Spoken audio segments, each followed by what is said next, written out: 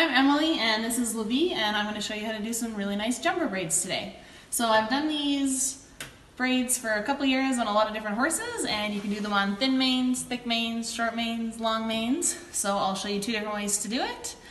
And once you get the hang of it, it's super easy, and I've actually, when the adrenaline's really pumping at a horse show, done a full mane in one song.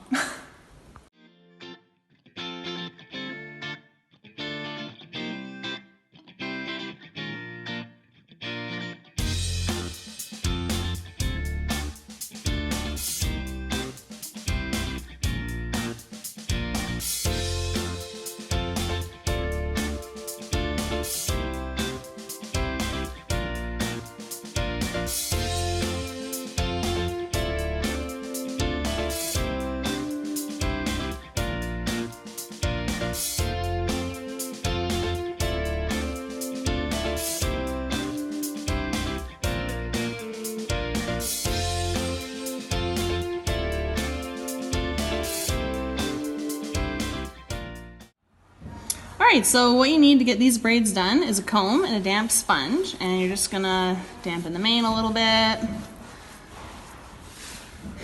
And then depending on how thick the mane is, here's this kind of medium. You can see we're just gonna measure it out with our fingers. So I'm gonna do sort of 4-finger, and then you part it with your comb.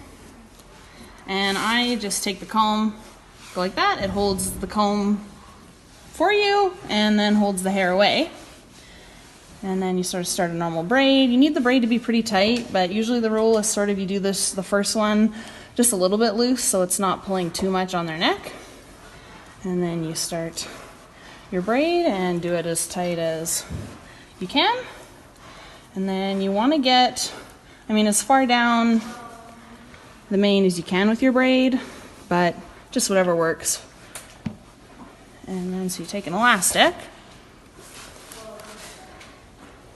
and you go around once or twice, and then you've got this tail here, and so you want to fold the tail and then elastic that in, and you want it to be on the bottom of the braid, so all this loose hair is on the underside, and you just go like that. There's always going to be some little flyaways. There's not too much you can do about it without taking a lot of time. So for the bobble, take your elastic, sort of stretch it out. Get it in between these two fingers here. I have it in my left hand. That's just the way you'll see when I roll it that it makes sense for me. You put your fingers around the bottom, twist your elastic once, and you bring it over, and then have your fingers like that again. And then you fold the bottom down, and then you keep your fingers sort of along here and just start rolling it underneath. And you're pulling sort of this way when you're doing it to keep it tight. So you go up, and I just hold it like that. Give your elastic a spin like that. Go under, and depending on how stretchy your elastic is, you can do that a couple times, 1 time, 2 time. Got a bobble.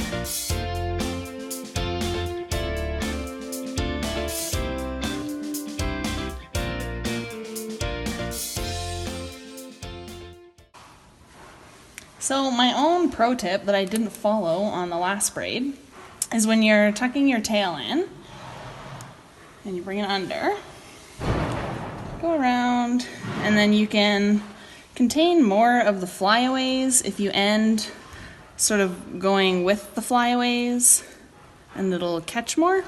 So you can try that.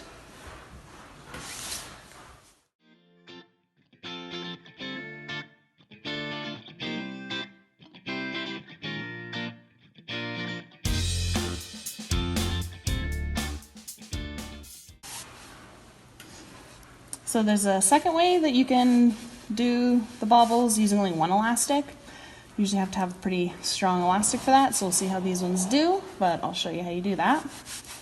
So you just braid like a normal braid. And it's actually also easier to do this with a horse that has a mane that's been pulled as opposed to cut with scissors, because when it's pulled it's a little thinner at the ends, and then that leaves you with less sort of flyaway tails.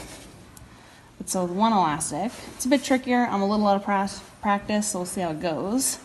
But you get to the bottom, and you take your elastic, same thing, go around, get your tail. But when you come up from your tail, you kind of got to move your hands around and grab it just like you were starting the bobble with your second elastic. And you just do it the same way. Get to the top, elastic goes around, just like that.